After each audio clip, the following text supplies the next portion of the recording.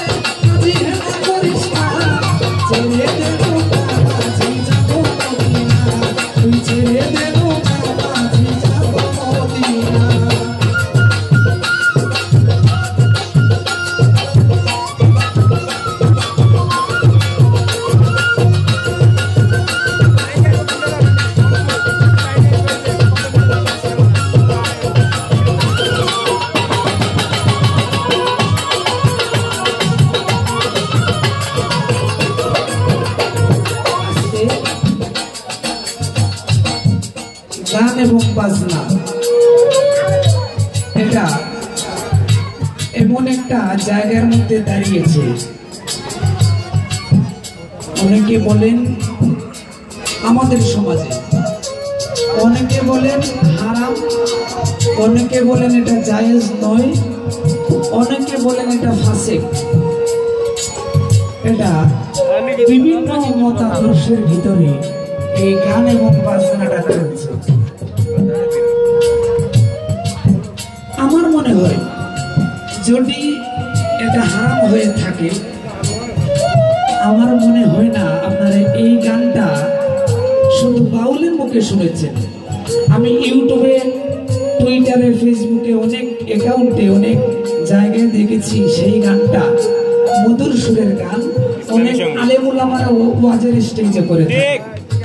হ্যাঁ, শুনেছেন?